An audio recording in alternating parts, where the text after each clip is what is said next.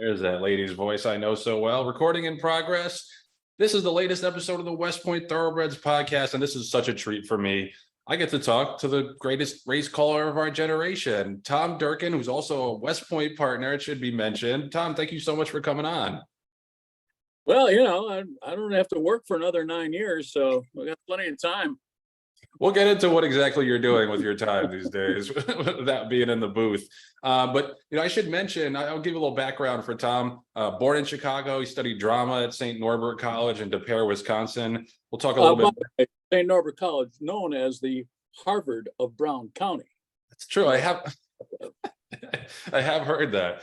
He was the race caller for NBC Sports from 1984 through 2010 and served as the announcer, as we all know, of the Naira tracks from 1990 until his retirement in 2014. Called more than 8,000 races during his career, from county fairs in Wisconsin to harness tracks in Illinois to the Derby, obviously. Well known for kicking off the first race of the day on the first day at Saratoga, and they're off at Saratoga. He recently returned to the booth to call this year's Belmont Stakes for Fox. Tom, first of all, how did that feel to get back into the booth?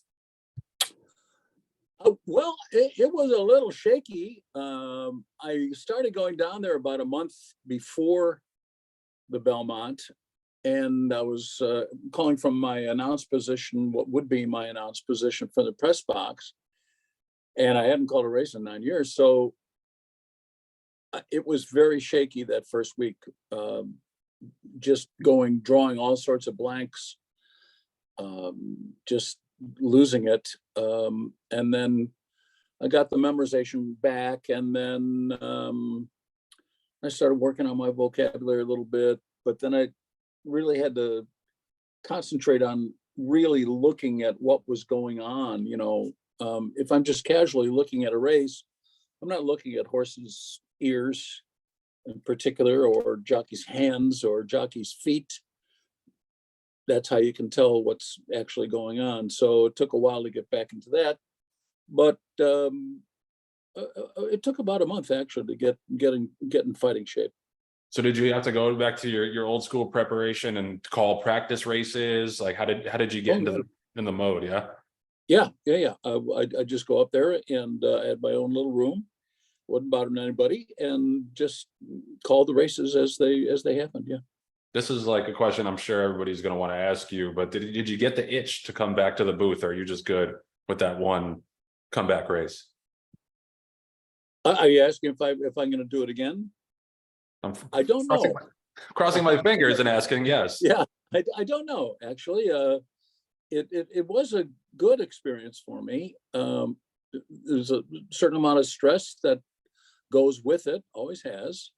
And so I dealt with that with my hypnosis routines and various other stuff, and got through it. But I don't know.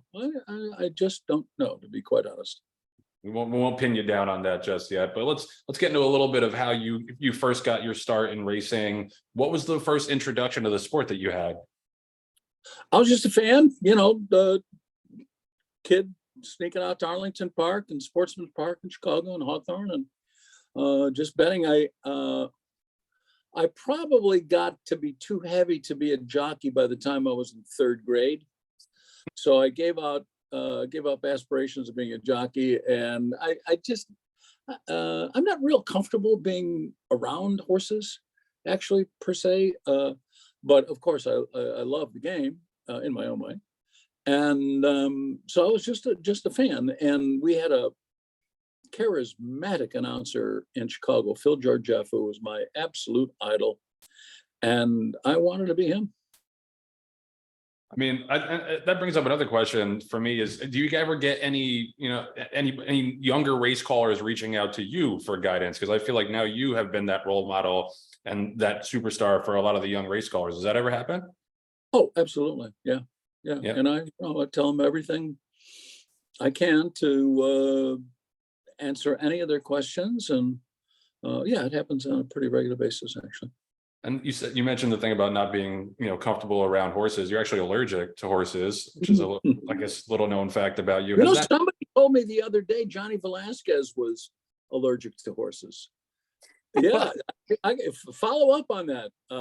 But somebody who very close to him, told me that. Yeah. Wow. Let's get Johnny on and ask him about that and see if he's just jacking himself up with Benadryl every single day to get through that. So let's, I think there are a lot of people who have a lot of memorable race calls of yours. The R call, of course, the Real Quiet and Victory Gallop one is one that comes to mind, the Rachel Alexandra one. But if you had to pick a couple of your favorite calls that you made, what would you choose? I'd go with those. Yeah. Those were good. Nailed it. Yeah, no, but the thing is, I called the Breeders' Cup, I think 23 years, and worked at Naira for 23 years. And, virtually, I got to describe virtually every good horse for a quarter of a century that ran in America. So you're going to get a lot of really good races out there. So, if I had a lot of really good race calls, it's because I called a lot of really good races. Nobody told me I was a good announcer when I was calling $10, $2,500 claimers a night at Cahokia Downs. Yeah, that never happened. Everybody's got to start somewhere. Yeah, funny how it works once you start calling those great horses and great performances like that. People tend to be very complimentary. No, I mean, you took it and ran with it for sure. And Tiz Now Wins It for America is another one that I obviously have to mention. So has there ever been a call that maybe unbeknownst to you pissed somebody off and then you heard about it later? Did you ever get in trouble for anything you said on the mic? Yeah. I only got, when I first started out, I would get calls from jock agents in particular. And they would say, "What do you have to say? My guy's 3 wide for you. You don't have to say that. Why do you say he got checked in traffic? Don't say that. You don't have to say that. Nobody else does." But then I think in time they realized that I would give out kudos one deserved and say, a great ride doing this, great ride doing that, adroitly handled, blah, blah, blah. And then the stewards, particularly in New York, one steward in particular did not like what he called editorializing. And, why don't you just do it right? So you don't have to say all that stuff. Because it drew attention, like if I said 2 horses bumped, it drew attention to him. Now he's got, now I gotta go, or now I gotta go over it because you said they bumped. Well, if they did bump, you're not supposed to say that, So, but anyway, everybody's got a boss, and in horse racing, everybody's boss is the fan. Okay, that's who we are subject to, and they're the boss, not the steward. Yep. No, I mean, I asked that question too because one thing I've learned about racing, there's a lot of hypersensitive people in this sport who are just waiting for a reason to be upset about something. So it's if those are your only times you ran afoul of people, I think you've done pretty well. This is different announcers have different preparation techniques. What did you do to memorize the horses? What kind of techniques did you have? I'm actually oh yeah, it's one of my books. This is a small one. My big book is about, can you see this? Yes, about 5 times the size of this, I think. And this has words. Okay, much middle movement is this particular page. And then on top of that, when there are a lot of middle movers in a race, it presents its own special characteristics. There may not be a confirmed front runner with many horses to moving at the same time. It can result in wide trips, early moves, later moves, many lead changes, which can result in faster fractions. It can result in lack of initiative. Jockeys present keys to races like this when and where they move. And so that was a little essay to myself, because I would look at the PPs of a race and go, okay, there's going to be a lot of movement in the middle of this race. So I would go to this file, and here are the words: grapple, bandy, spar, confront, tackle, hovering, perched, floating, covered up, drafting. 3 furlongs to go, so-and-so gets busy, loose on an early lead, no one anxious for the lead. duel starts to percolate, protracted duel, unhurried yet close, and it goes on and on and on. So, but that's just one particular. Now there would be, I had a file for when the favorites, Stone Cold Frontrunner. I would have a file one and for closers and what have you. And so when a race came up, I would go to that and get those words fresh in my mind. Oh, yeah. Wow. So not just the memorization, but just how to describe the horses in the races you had that kind of preparation for, which is really impressive.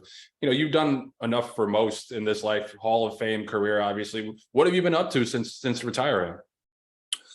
Oh, a bunch of different things, really. I went back to college for starters. I was 2 courses short of graduating, and I never got my degree. So it took me actually 52 years to graduate from St. Norbert. I went to the local college here, took the 2 courses, and actually walked across the stage in De Pere, Wisconsin, get my degree in, it was 2019, I guess.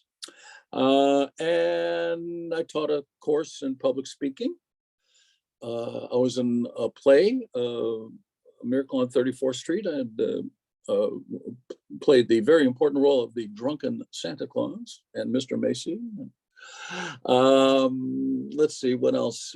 Give tours at the Racing Museum during the racing season in Saratoga, which is where I live. I am really busy with a lot of dinners. Everybody has a dinner up here, and everybody needs an MC. And you know, I'm Mr. Can't Say No, so that's that happens there. But oh, what else? Just golf. I do a lot of golfing, and you know, just being a guy. Yeah. No, and those Hall of Fame tours are worth the price of admission just for Tom's presence there and his narration. You know, you've obviously been part of the West Point family for a little bit now. How did you get to know West Point, and in particular Terry and Tom Bellhouse? How did I get to know them? I don't know. Just hanging around the track. I mean, you get to know. I can't specifically tell you when I first met Terry or Tom. We just became friendly. You know, I don't know exactly what the genesis of that was. How often are you still at the track? I saw you out there the other day, but is that a normal thing for you? Oh, I go to Saratoga pretty much every day when we're open, because I live 3/4 of a mile from the track. And so I'm over there, but not for every race. I might go over. Sometimes I go out twice a day. I'll go to see an early race and then come home, or go out, have lunch, then come back. I drive a Vespa around town, so it's easy to get around town, and I can park it right by the front gate and nobody bothers me.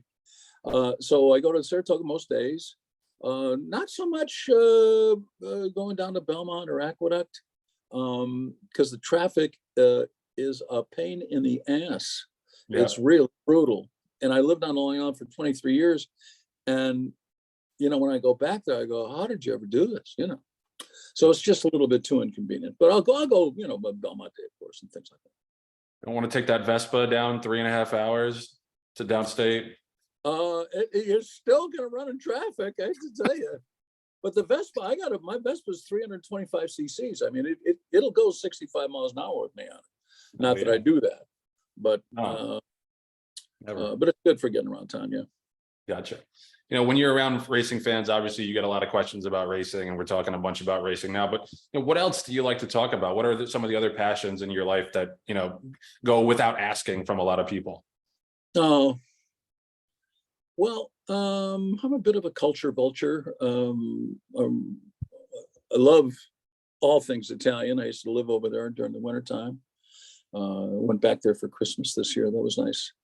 So anything Italian, Renaissance art in particular, do a lot of reading about that. Words, you know, it's just, do I have my, yeah, hold on. So I keep all these little notebooks. But these are really cool. These are like leather bound notebooks. Very classy. This one, is, I do it in Italian mostly. Yeah, so here's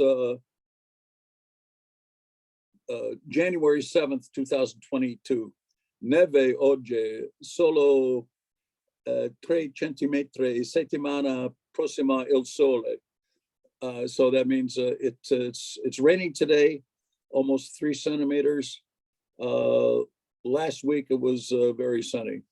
So, you know, I just and I'll do see, here's the day after Christmas. Ieri ho celebrato Natale con la famiglia di Rawls. So I spent Christmas Day with the Rawl family. So there's that book, and then there's another. This book is more Italian vocabulary, but it's also English vocabulary. So I'll go through the New York Times every day, and so here's a word, careen, that I normally don't use. And I'll use an example of the word careen. Extra heat is careening down the backstretch. It also means to be out of control, melancholy, anomalous, something that deviates from the norm. And I write something very nasty about my friend Richie. In Italian or? No, it's in English. It's about the anomaly of him picking up a check. Intractable, antonyms for initiative. So that's in this book here, and it just goes on and on. So I like my words, and that's part of the deal. I got a whole routine in the morning, with words, and then I read the Italian newspapers and just to keep up. So I got to keep that Italian thing going, between the Vespa and La Repubblica and the Nazione newspapers and going over there. I'm such a bad paisan that I didn't get any of that Italian. But have you been to the races in Italy? I have, yeah. It's not very good. For a while, thoroughbred racing there, they weren't even paying out the purses. It's a complete mess. There's really not much. The trotting is far more popular there. As in France, I mean, the trotters are far more popular than thoroughbreds in France. Not the case in England and Ireland, but yeah. So I do go to Ireland. I'm an Irish citizen, I'm proud to say, and so I'll go over there whenever I can and go to the races when I'm there. Yeah. And I'm just going back to Italy for a second, because I haven't been since I was probably 13 or 14 years old, but I am Italian. Going back, where would you suggest I go first? Like, where would you rank the places to go? Like, I had friends that went to Sicily who absolutely loved it. I would love to know where you would go first if you were me. Tuscany. Okay. But that's me. I mean, that's where Florence is, and that's the birthplace of the Renaissance. It's big time wine country. The food is excellent. The Italian speakers I can actually understand in Tuscany, but if I were to go to Sicily, I wouldn't understand a word they said. But not that I haven't been to Sicily. I was planning. A friend of mine, we were going to go. This is 4 years ago now, and we were going to spend 3 months there. And she got diagnosed with cancer 3 weeks before we were supposed to go. So that trip is still pending. Okay. I don't know if you've seen The White Lotus, but that'll get you turned on for Sicily. It's a brilliant show on HBO, and it's such beautiful scenery. I wanted to ask about your experience with Always Dreaming, because I remember that photo. It's an iconic photo of you smelling the rose from the winner's garland. I think that lives on in racing lore. Can you just take us back to that moment and what that felt like, especially, such a different perspective than being in the booth for something like that? It is a very vivid memory I have of that. Yeah. So we were in the paddock, and I owned a very small percentage, a couple points of Always Dreaming for West Point, and they partnered with Vinnie Viola and Sienna Farm, I believe, as well. So I'm in the paddock, we're watching the horse get saddled. And now it's time to go out to the track. Didn't have time to get back up to our seats, so we were going to watch it from the rail. So we're walking through the tunnel and we can't get to the rail, so we'll just watch the race on the monitor or the big infield screen and watch from there. So I'm in the tunnel and the race goes off and all of a sudden, about 15 seconds after the race started, there's this huge commotion. People screaming and yelling, wow, what's that, you know? And all of a sudden the rail gap opens up. Here comes the outrider. And I don't, you should recall this, there was a horse from Dubai called Thunder Snow. And when the gates opened, he totally freaked. He had never been around a crowd like that. And he certainly never, from being from Arabia, never ran on a sloppy track. And this was a quagmire that day. Totally freaked him out and he went wild. The outrider had grabbed him and they open up the gates and here he comes. And this horse is wild coming into the tunnel. There's all sorts of people there. And now he comes and believe me, I don't like being around horses. I'm afraid of horses. He comes and he pins me up against the wall with his butt. They're powerful, those things. And I'm, what? And so the outrider grabs him and gets him clear, and they bring him into the paddock out of harm's way. In the meantime, the Kentucky Derby is being run. And so I'm standing next to my friend there, and I go, oh my God. And I forgot about the race in progress. I said, oh my God, where's Always Dreaming? And she goes, he's in front. He's in front. And they're at the eighth pole, and I look at them, I went absolutely bonkers. And just ruined a good pair of Italian shoes and an Italian fedora. And it was a thrilling moment. I mean, to be part owner of a horse that wins the Kentucky Derby is the thrill of a lifetime. Yeah, no, I can only imagine. Have there many other horses that you've been involved in along the way that obviously weren't Derby winners, but that you've had a lot of fun with? We got Chestertown right now. He's the only one I'm involved with now.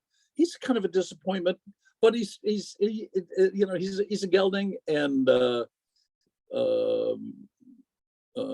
think we paid him $1.5 million for him. Very well bred, and it just he's good, but he's not great. But he runs. Now we're going to try him on the turf. We know that there's something there, but it's I think might be 6 now. But and then I own trotters. I've had good success. Me and my buddy Joe Spadaro. We own a couple trotters, and we have great fun with them. You out at the Saratoga harness track a bunch? Ever? Yeah, I go there. Usually we have Ohio breds. We get we put him in the Ohio bred program, which is really, really good purses. He's running in his first race next week for 150,000. Wow. First race. So Terry, get some of these Ohio bred standard breds. I might, but they're fun and they race frequently, and so it's all good. Terry's an innovator. Don't give him any ideas. He might jump into that pool.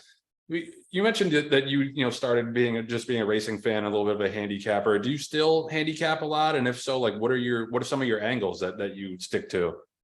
Yeah, I played most of the card yesterday at Belmont. I went to the Principessa Elena Society for the Italian American Working Man of Saratoga Springs. I'm a member of the Principessa Elena. So on weekends, sometimes I go there and handicap. We got a big screen TV, and it's great, and everything's very convivial group. But the first thing I do is eliminate races. Having owned horses, there's a million ways to lose, only one way to win. So first thing I do is with my Apple Pen, just start scratching off races, off track races, trouble races, blah blah blah, and then I focus on what's left. And when I used to handicap every race, when I was calling the races, and I would make a chart. It was across the top was A, B, C plus, C, M, and T. A's were front runners, B's were close pressers. C plus was a very close presser, C was close, M was middle, T was trail. And if you look at those on the page, and there's all sorts of horses over on this side of the page, the winner's coming from this side of the page. How the race would develop, and of course, it never turns out exactly like that, but that was just my deal. But I used to be a much better handicapper. I used to be a public handicapper. My nom de plume was Dirk Thomas. And Dirk Thomas was the handicapper for the St. Louis Post-Dispatch and the Tampa Bay Tribune. And I used to be a line maker at when I worked at all those little tracks. You were the line maker and you were the track announcer. When I worked at Balmoral, I was the line maker, the director of promotions, the director of publicity, the track announcer, and the bartender in the beer garden after the race. Many hats, many hats. Wow, that's incredible. You lived a lot, Tom. I'm gathering that you lived and done a lot, and it's great to hear you talk about your experiences. One last question, just because I know this race is near and dear to the West Point people's hearts. That's one of my favorite calls of yours of all time. Rachel raised the rafters at Saratoga. Did you think that Macho again was going to catch her, or do you think that Rachel would have held him off? They had to go around again. You can't get into think too much calling a race. You'll get burned. Yeah. So you just try to stay in the moment, and that the fact that I said raises the rafters, I literally meant that. That was not a phrase in my book. I was standing in that 110-year-old announcer's booth, and the building started to shake. And what happens was, with sound is particles moving through the air, and they are moved by force. So here, okay, that was, you heard these particles, molecules in the air, they go into your ear, they get the follicles translate this movement of these particles, and that's translated into what your brain perceives as sound. Okay, they're moved by force. So I slap my hands together very hard, and it appears to you to be louder. If I go like this, you can barely hear it because there's not much force moving those particles. So you're at Saratoga. The building is made of wood.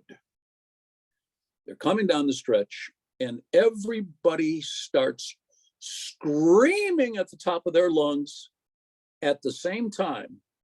So all of those molecules hit the rafters with force and made the building shake. It was unbelievable. Yeah, one of the greatest moments of my life. I was there. I was working concession at the track, and I was like, I will never forget the feeling and the rumbling in the building, like you said. And I think that's one of the reasons why it's so great that Saratoga is built the way it is. That's kind of preserved in time and built architecturally the way it is, because you really do feel that place shake. And I just gotta say, like, for you to be able to capture that moment off the top of your head and not have that phrase planned, even though you did have your book of preparation phrases, that was really impressive. And that's one of the things that I miss about you the most. Yeah, well, the book, I do not say 99% of the stuff that's in the book. That's just there to get, stuff that's in the back of my mind. If I see something that comes up, okay, I can grab it easily because I'm repetitive about it. But you can't get married to any phrase. Mm-hmm. No way. You'll get screwed every time. So you have to stay in the moment, and that was the moment, the building shaking. And I didn't want to say, Jesus, the building shaking, folks. What, what I mean? So, and I'm right there in the rafters, and so it's easy enough to come up with. Yeah, a real special moment and captured perfectly. I'll give you one last push that we want to see you back in the booth again, but not too much pressure. It was great to have you back just for a little bit, and great to talk to you, Tom. Thanks for coming on with me. All right, Joe. Thanks. Appreciate it very much. Enjoyed it. Awesome. Talk to you soon. All right. Appreciate you, Tom. Thank you. All right, thanks, guys. All the best. See you later.